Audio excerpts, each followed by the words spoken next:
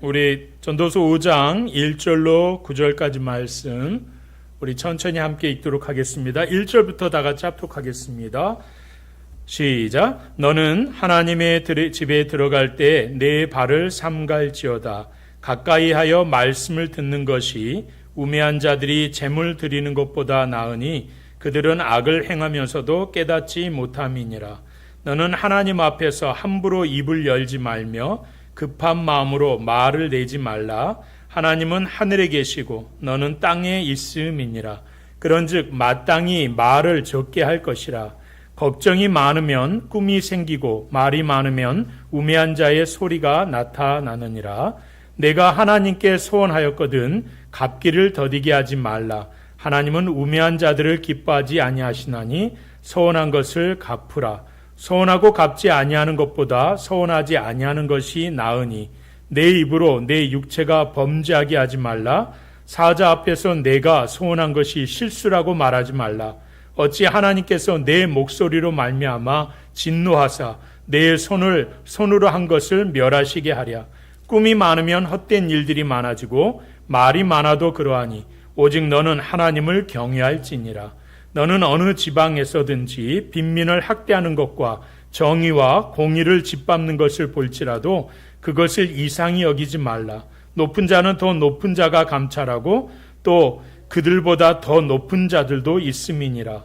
땅의 소산물은 모든 사람을 위하여 있나니 왕도 밭의 소산을 받느니라. 아멘.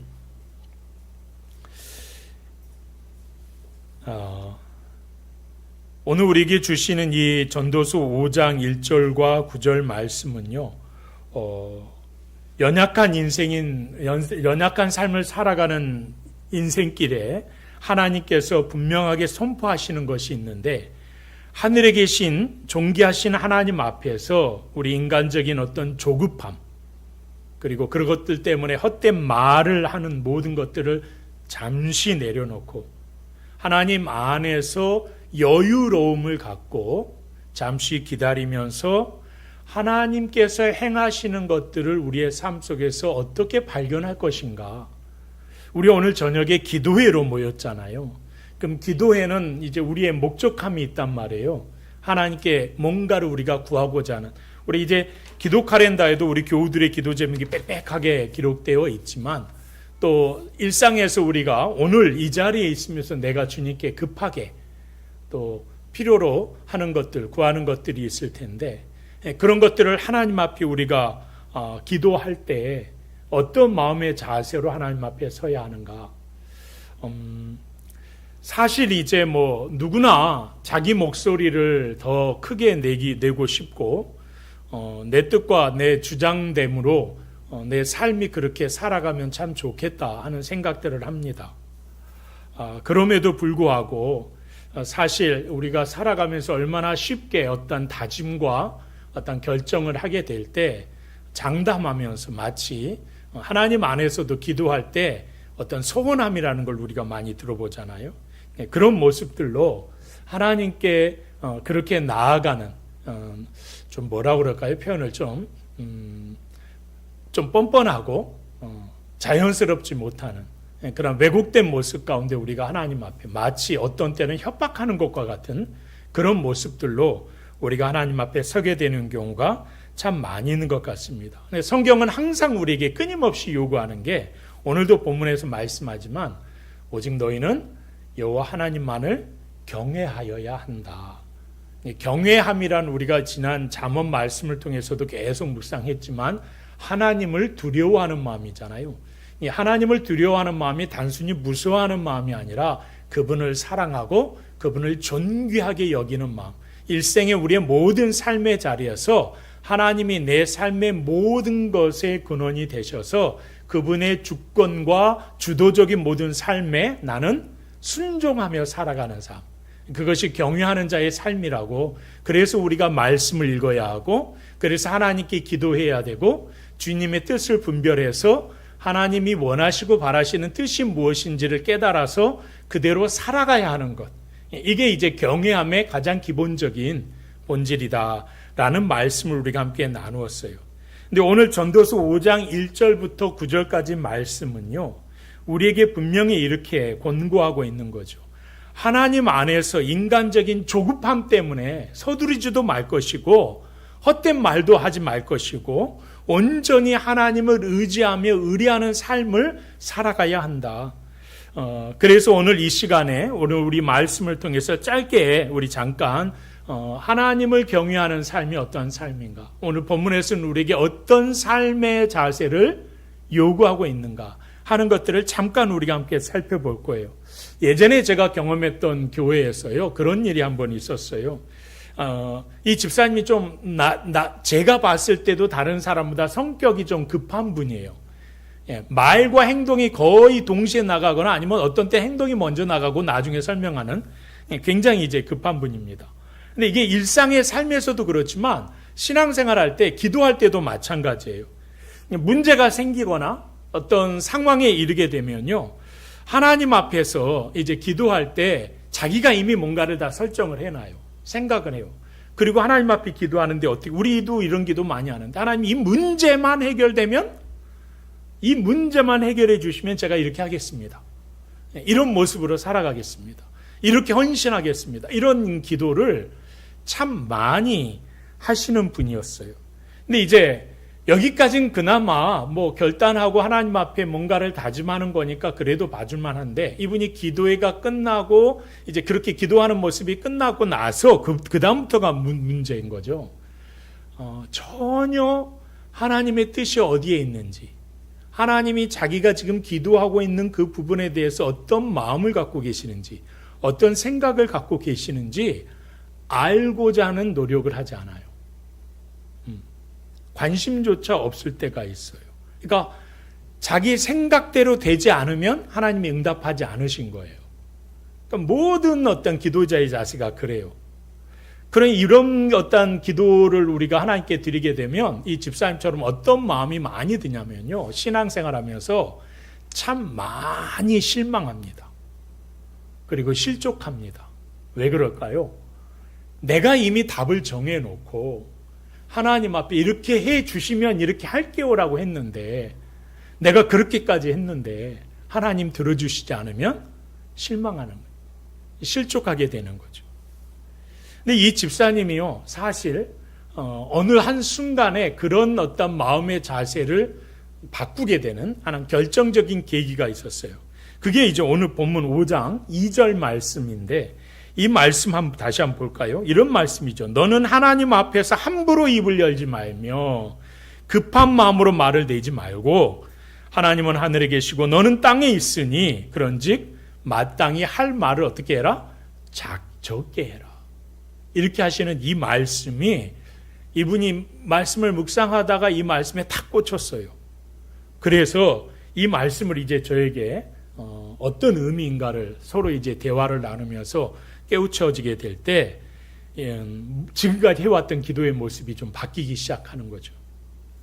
하나님 앞에 막 쏟아놓았던 그런 기도의 내용보다도 하나님이 내게 뭘 말씀하실까? 하나님의 음성을 들으려고 하는 기도자의 자세로 바뀌더라는 거예요. 하나님의 생각이 어디에 있는지를, 하나님이 지금 행하고 계시는 일들이 어떤 모습으로 진행되고 있는지를 바라보는 자의 모습으로. 그전에는 일방적인 막 선포였거든요. 하나님 앞에 일방적인 강요였고, 근데 이런 모습이 점차 바뀌더라는 거죠. 여러분, 오늘 본문은 그렇게 말해요. 하나님은 하늘에 계신 존귀하신 분이요, 우리는 땅에 있는 너무나 보잘것없는 존재라는 거예요. 이걸 깨닫는 자는 하나님 앞에 어떻게 나아가야 하는지를 알게 된다는 거죠. 여러분, 사실 우리가 인간관계 안에서도요, 앞에 어떤 분, 어떤 귀한 분들이 어떤 중요한 자리가 있으면 여러분 우리가 어떻게 합니까? 보통 침묵하잖아요. 그 말을 들으려고 하지, 결코 내가 그 자리에서 막 내 말을 쏟아내고 내 생각을 쏟아내는 일은 거의 없습니다. 이게 어찌 보면 예절이고 예법인데, 하물며 오늘 본문에서 말씀하신 것처럼 우리가 믿는 하나님, 천지 만물을 창조하신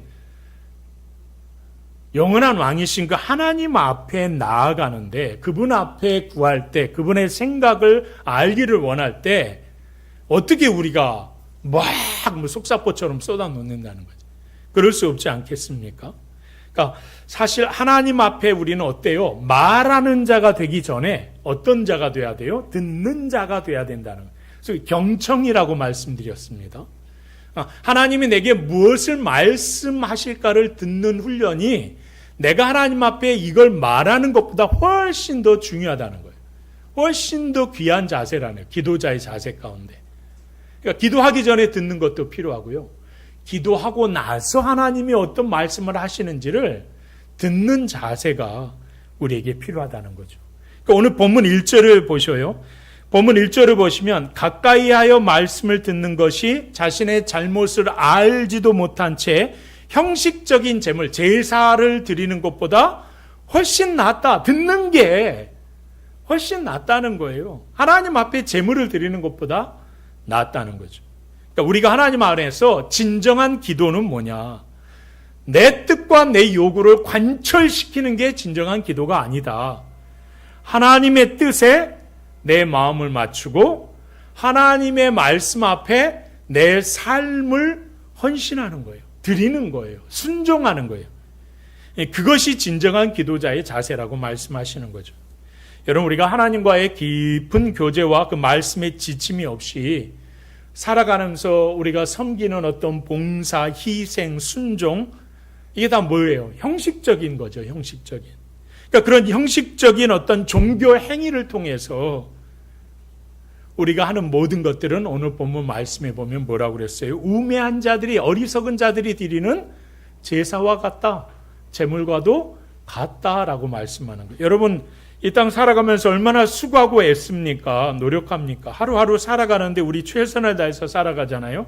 그 살아가는 삶의 자세에서 하나님 앞에 이렇게 특별히 시간을 내어서 예배를 드리고 기도를 드립니다. 하나님 앞에 나아가는 이 경건의 시간 가운데 우리의 모든 것들을 주님 앞에 드립니다. 그렇게 드리게 될 때 하나님이 받으셔야 되잖아요. 하나님이 여러분의 기도를 들으시고 여러분의 예배를 받으시고 여러분의 찬양을 받으셔야 되는데 내가 그렇게 애쓰고 수고하는 삶에서 특별히 우리가 그렇게 나와서 하나님 앞에 드리는데 하나님이 모든 것들이 소용이 없다. 아무것도 아니다라고 말씀하시면 여러분 얼마나 억울하세요? 얼마나 억울함을 떠나서 얼마나 기가 막히십니까? 우리의 삶 가운데 사실상 우매한 자들이 드리는 제물과 다른 바 없는 삶의 모습으로 주님 앞에 일상을 살아가질 말아야 되겠잖아요. 그런 결단이 우리 안에 있어야 되지 않겠어요? 그러니까 우리의 고민은 그거야. 하나님이 정말로 내게 원하시는 게 뭘까? 그걸 우리가 위해서 하나님 앞에 기도하는 거죠. 그걸 깨닫기 위해서 우리가 믿음의 길을 걸어가는 거죠. 하나님이요, 뭔가 부족하셔서 우리가 뭔가를 열심히 하나님 앞에 내놓기를 원하시는 분은 아니라는 거예요. 그러니까 아까 그 집사님처럼 하나님이 이거 해결해 주시면 이렇게 할게요. 하나님 그거 필요 없어요.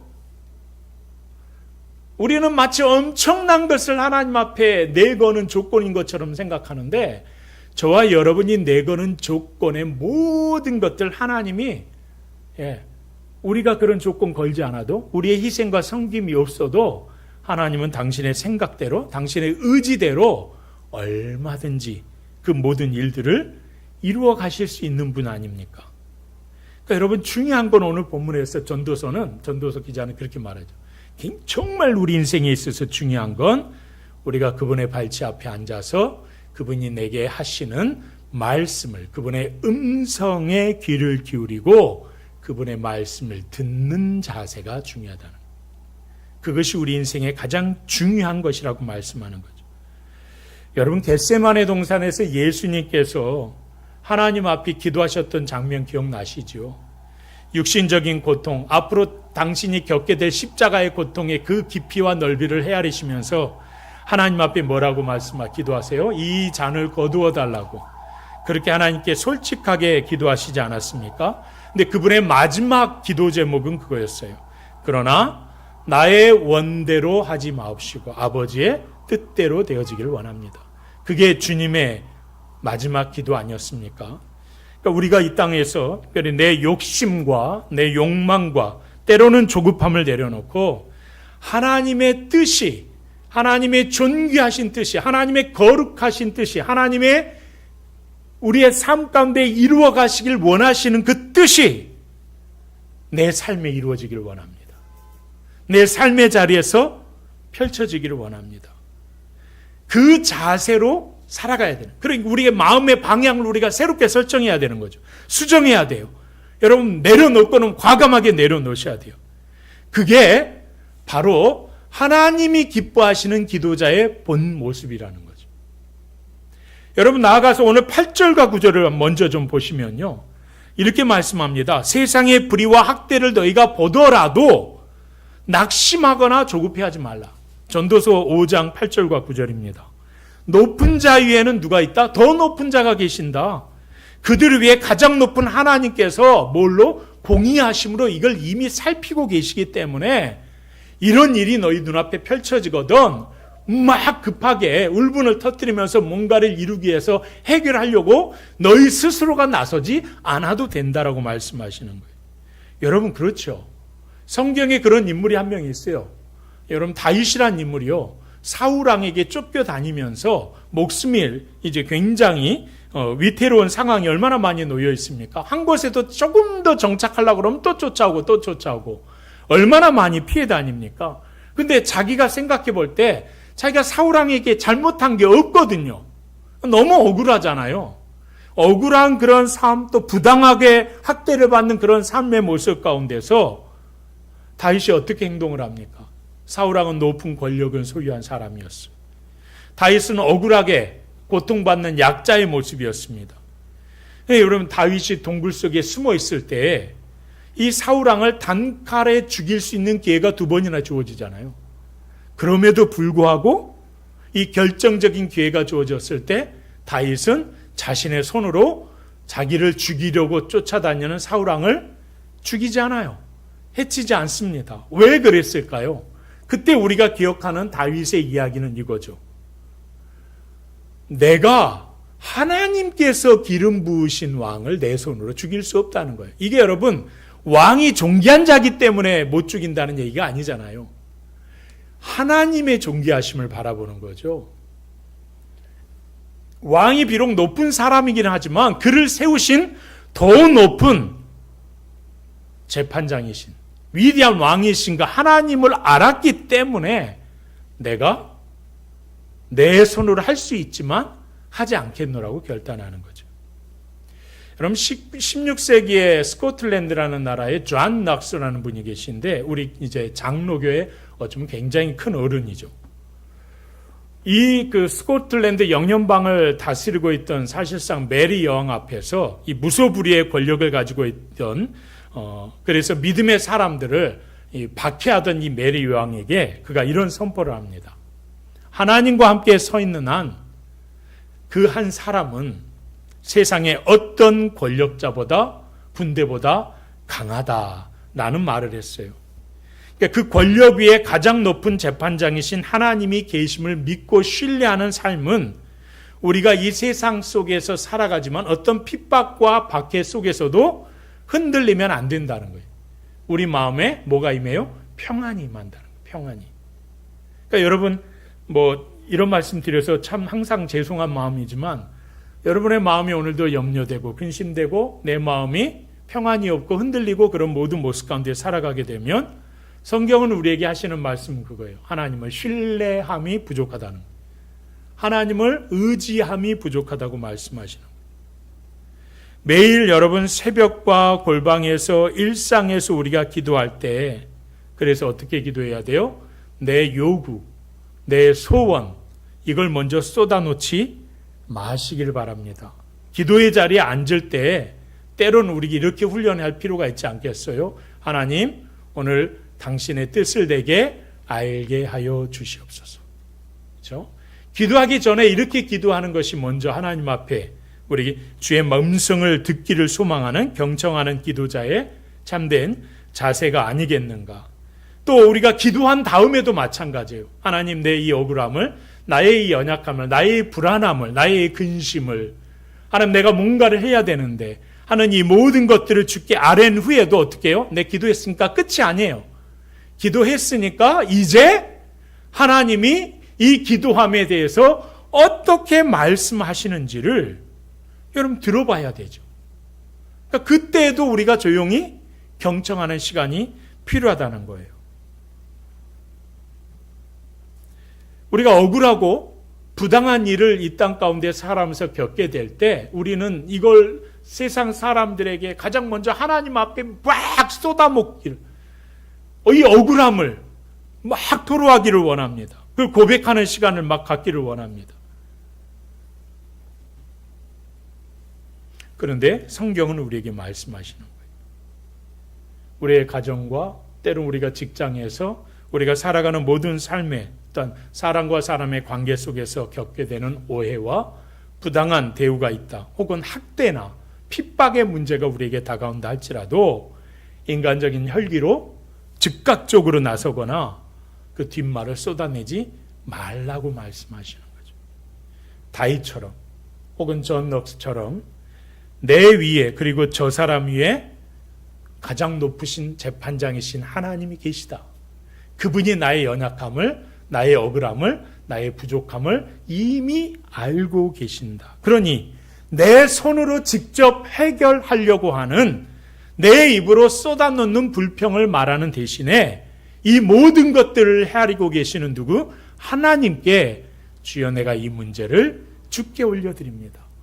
하나님께 올려드릴 수 있어야 한다는 거예요. 그리고 그분이 행하심을 잠시지만 침묵과 경외하는 마음으로 하나님 앞에 기다리며 그 뜻을 구하는 자의 기도가 오늘 우리에게 절실히 필요한 기도라는 거죠. 사랑 여러분, 때론 침묵이 믿음의 길을 걸어가는 우리에게 있어서 가장 강력한 무기가 될 수 있다는 사실을 우리 성도들이 기억했으면 좋겠습니다. 그래서 이 밤에 여러분과 저의 뜻을 반드시 하나님 앞에 이 뜻을 관철시키겠다고 다짐하고 작정하고 또한 해야 되겠다는 그런 조급함을 우리 잠시 내려놓았으면 좋겠습니다. 그래서 하나님께서 이 일에 대해서 어떻게 생각하시는지, 하나님이 이 문제에 대해서 어떤 의도함을 가지고 계시는지를 듣는 시간이, 좀 더 깊이 있게 듣는 그런 시간들이 여러분에게 있기를 주의 이름으로 간절히 축원합니다. 이어지는 말씀 가운데 보면요, 4절과 7절의 말씀을 함께 보게 될 텐데 하나님께서 하시는 말씀이에요. 소원과 관련된 말씀을 하고 계시는데요. 여러분, 입과하기로 하나님을 경외하는 성도는 이제 삶의 현장에서 그럼 어떻게 살아가야 합니까? 라는 질문을 하게 되는데, 하나님 앞에 우리가 하나님께 드리는 진실된 진정한 경외는요, 어떻게 드러나야 하냐면 우리의 입술 고백하는 것으로 넘어서 그 다음에 어떻게 해요? 행동으로 드러나야 된다는 거예요. 우리가 하나님 앞에 나가게 될 때. 그러니까 오늘 본문과 4절, 5절 말씀은 그래요. 하나님 앞에 너희가 서원한 것이 있다면, 그렇죠? 더디게 갚지 말고 두려움으로 엄숙하게 빨리 지키라고 말씀하시는 거예요. 여러분, 한두 개 정도 기억하시는 서원 있지 않아요? 하나님 이 문제 이렇게 해결해 주시면 제가 이렇게 하겠습니다. 있죠? 뭐 없는 것처럼 그렇게 고개를 딱 들고 계시는데, 아마 누구 하나 다 하나씩 갖고 있지 않겠나 하는 생각을 해봅니다. 근데 여러분 보세요. 하나님 앞에 서원함이라는 게 뭐냐면 하나님을 경외합니다. 하나님을 신뢰합니다. 하나님을 온전히 의지하며 믿음으로 나아갑니다라고 고백하면서 그렇게 말은 그렇게 하는데 정작 내 눈앞에 하나님이 보이지 않으니까 이렇게 말만 하고 안 사는 거예요. 그런 삶을 살지 않는 거예요. 그러니까 성경은 그런 신앙을 껍데기 신앙이라고 말하는 거예요. 여러분, 성경에서 이 서원과 순종의 대표적인 인물 한 사람만 생각해 보십시오. 제가 이 문장을 생각하면서 떠올랐던 첫 번째 인물이 누구냐면 사무엘의 어머니 한나입니다. 기억하십니까? 한나는요, 결혼 이후에 나이가 들도록 자식이 없었어요. 그래서 그게 이제 항상 마음에 아픔이었어요. 갈등이었고 고민이었죠. 주변에 많은 사람들이 그 여인의 모습을 보면서 너무나 불쌍하게 생각하는 거예요. 하나님 앞에 그 자녀가 없다는 사실로 원통해했고 고통 속에 살아왔어요. 성경을 보면 그녀가 하나님께 울부짖으며 기도하는 장면이 나옵니다. 이렇게 기도하죠. 만일 내게 아들을 주시면 그의 평생 하나님께 드리겠습니다. 이런 소원을 내려요. 근데 여러분 놀랍게도 하나님께서 사무엘을 그에게 주시거든요. 사무엘을 주시고 난 다음에 성경을 보면 그래요. 한나가 이 아이의 젖을 떼기까지 키웁니다. 보통 그 권사님 그 아이 젖먹이 한 첫돌 지나면 보통 떼지 않아요? 아닌가? 그냥 기억이 없네. 하도 오래돼가지고. 첫돌 좀 지나서 뭐 좀 길게는 더 길게도 먹이겠지만 예, 그때쯤 아마 떼게 된다면 이 아이는 해봤자 겨우 1살 아니면 2살이에요. 그런 아이예요. 그러니까 여러분 그 정말 1~2살밖에 안 된 아이 생각해 보세요. 이제 막 걸음마 뛰고 아장아장 걷는 그런 아이를 딱 품에 안아서 근데 이게 그냥 아이들 많은 중에 한 명이라면 그 좀 덜할 텐데 너무나 귀한 아들이잖아요. 그 귀한 아들을 하나님께서 주시면 내가 하나님께 드리겠습니다라고 헌신했던 이 한나의 마음을 한번 생각해 보세요. 하나님께 드리는 것도 물론 중요하지만 하나님 조금만 더 제가 키우면 안 될까요? 그렇죠? 그러니까 젖대고 난 다음에 이제 미음이나 이렇게 뭐 밥을 잘 먹고 소화도 잘 시키고 변 잘 넣는 거 보고 하나님께 드리면 얘가 이제 걸음마 시작했는데 그래도 좀 뭔가를 하나님의 성전에서 봉사하고 헌신하려면 좀 빠릿빠릿해야 될 텐데 아직 걸음마가 그렇게 익숙하지 않으니까 뛰어다닐 정도까지만 제가 키우다가 하나님 드리면 안 될까요? 성전으로 보내면 되지 않겠습니까? 이런 말을 우리가 얼마든지 할 수 있지 않습니까? 그러니까 주시지 않았을 때 너무 간절했는데 이미 내가 잉태했고 아이는 내 품 안에 있고 응답은 이미 임했으니 내가 하는 행위는 하나님 조금만 기다려주세요. 이게 우리네 정서예요. 참 많이 그렇게 우리가 행동하죠. 근데 여러분 한나는요. 어떤 결단을 해요? 아이가 젖을 떼자마자 머뭇거림 없이 실로에 있는 성막에 아이를 드립니다. 맡겨요.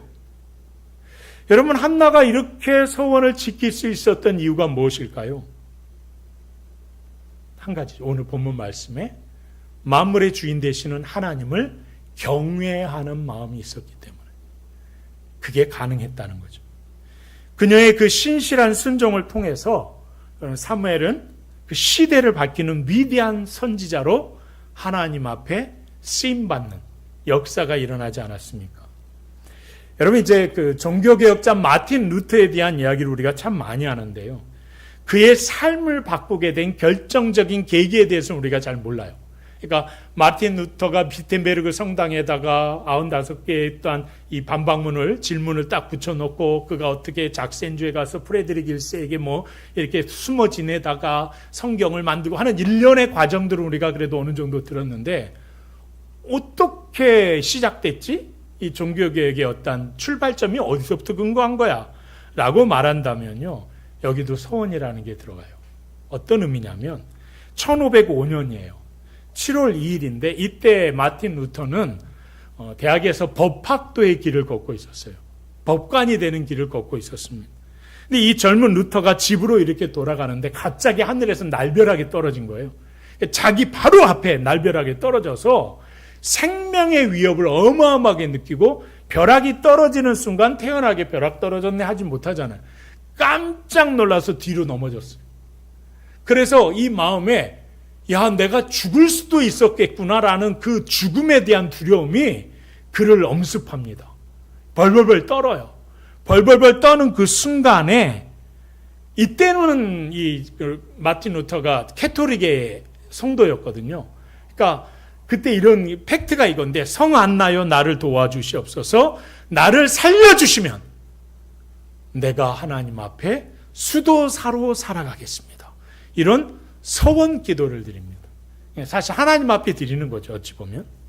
그러니까 루터는 이후에 벼락은 한 번 떨어졌으니까 시간이 지나서 그의 마음속에 이제 자기가 수도사가 되겠다는 법학도에 전도에 한망하는 그런 어떤 길을 내려놓고 신부가 되어 성직자의 길을 걸어가겠다고 헌신을 했기 때문에 안 지킬 수는 없겠고 여러분 기꺼이 그 길을 걸어갑니다. 2주 후에 수도원으로 들어가요. 근데 들어갈 때 이거 뭐라고 말했냐면 루터가 내가 그렇게 소원한 그 순간을 나는 한 번도 나중에 회고록에 후회를 안 한 적이 없다. 그렇게 소원한 게 너무 후회스러웠다는 거예요. 근데 그 후회스러웠음에도 불구하고, 그리고 여러분 그의 아버지, 어머니, 옆에 있는 친구들, 형제들, 그 다음에 선후배들이 수도사로 들어가는 마틴 루터를 기꺼이 박수 쳐줬겠어요? 다 막았어요. 다 만류했어요. 야, 너 그때 네 목숨이 위태로워서 순간 한 거잖아. 다시 하나님 앞에 하나님 내 원래 마음은 그게 아니었어요. 라고 기도하면서 그냥 가. 다 뜯어 말렸음에도 불구하고 마틴 루터의 마음에 어떤 게 있었냐면, 하나님 앞에 내가 드린 약속이라면, 내 생명이 위태롭게 여겨졌을 때 내 입술에서 고백되어진 약속인데 내가 하나님과 함께한 이 약속을 어떻게 저버릴 수 있겠는가 하는 마음가짐을 갖고요, 이 사건이 발생한 2주가 되는 바로 그 순간에 수도원으로 들어갑니다. 여러분, 그 수도원으로 들어갈 때 루터가 종교개혁자로서 하나님 앞에 그렇게 쓰임받을 거라고 상상이나 했겠습니까? 그러니까 하나님 앞에 들어가고 이 수도원에 들어가서 정말 성경 공부를 열심히 합니다. 어학 공부를 열심히 합니다. 그래서 하나님의 말씀을 정확하게 이해하고 깨닫기를 노력합니다. 바로 여기서 종교개혁의 실마리가 나오는 거죠. 그런데 여러분, 그가 소원을 이루지 않았다면, 실행하지 않았다면 어떤 일이 벌어졌을까요? 물론 하나님은 그가 아닌 누군가를 통해서도 종교개혁의 위대한 역사를 반드시 이루실 수 있는 그런 분이셨겠지만, 중요한 건 마틴 루터가 하나님 앞에 그렇게 쓰임받았다는 거죠. 그의 헌신과 그의 결단으로 그의 어떤 소원함을, 하나님의 약속을 이행하고자 했던 그의 행동이 그를 하나님의 거룩한 도구로 쓰임받게 했다는 겁니다. 여러분, 그러니까 하나님께서는 이 죽음의 공포 속에서 내딛고 있는 그 한 젊은이의 발걸음을 사용하셔서 위대한 역사의 위대한 이 사역을 감당하게 하시고 도구로 사용하셨다는 거예요. 그래서 본문 7절은 이렇게 말하죠. 한번 읽어보겠습니다. 5장 7절 시작. 꿈이 많으면 헛된 일이 많아지고 말이 많아도 그러하니 오직 너는 하나님을 경외할지니라. 아멘. 이 말이 무슨 말이냐면 이렇게 해석되는 거예요. 생각만 무성한 허황된 꿈이나 실천은 하나도 없는 수많은 말들은 결국 우리의 영혼을 헛되게 만들 뿐이다 라고 말하는, 그러니까 말이 많으면 허물을 면하기 어렵고 실천 없는 소원은 하나님 앞에 죄가 된다라는 말씀과 같은 거죠. 하나님은 우리 마음의 중심을 살피시는 분이에요. 거룩한 두려움을 가진 성도는 말로만 신앙을 증명하지 않습니다. 하루하루 내게 삶에 있어서 지극히 작은 순종의 모습일지라도 그걸 실천하면서 살아가고자 하는 것이 하나님을 경외함을 드러내는 증명인 것을 알게 되는 자의 모습이라는 거죠. 여러분, 오늘 하나님께 드린 약속을 그래서 우리는 더욱더 소중히 여기실 필요가 있다. 말만 무성한 신앙을 버리고 우리의 순종의 발걸음을 먼저 옮기는 그런 실제적인, 실천적인 그런 경외함으로 하나님 앞에 살아가는 우리 모두가 되기를 주의 이름으로 축원합니다. 오늘 내 뜻을 이루기 위해서 조급하게 먼저 말을 쏟아놓지 마시고요. 또 실천 없는 헛된 맹세로 하나님과의 관계를 또한 가볍게 여기지 마시기 바랍니다. 여호와를 경외하는 것이 지혜의 근본이라고 했습니다. 모든 신앙의 출발점이 여기에 있습니다. 그러니 오늘 이 밤에 여러분의 마음을 정돈하시고 주님의 말씀에 귀를 기울이시면서 살아가는 모든 삶의 자세에서, 그 자리에서 순종을 결단하는, 그래서 하나님께 영광이 되어지는 우리의 모든 삶이 되어지기를 주님의 이름으로 축원합니다. 오늘 우리 함께 기도할 때 먼저 첫 번째 기도 제목은요, 조급한 입술을 멈추고 하나님 앞에 드리는 참된 경외함에 대한 회복이 내 안에 있기를 원합니다. 함께 이 시간 주님 앞에 함께 기도했으면 좋겠습니다. 하나님 앞에서 우리의 생각과 주장, 조급함을 내려놓고 하나님을 향한 거룩함과 두려움을 내 삶 가운데 회복시켜 주시옵소서. 우리 잠깐 함께 기도하겠습니다. 존귀하신 하나님, 역사하시는 귀하신 은혜와 은총으로 오늘도 의지하며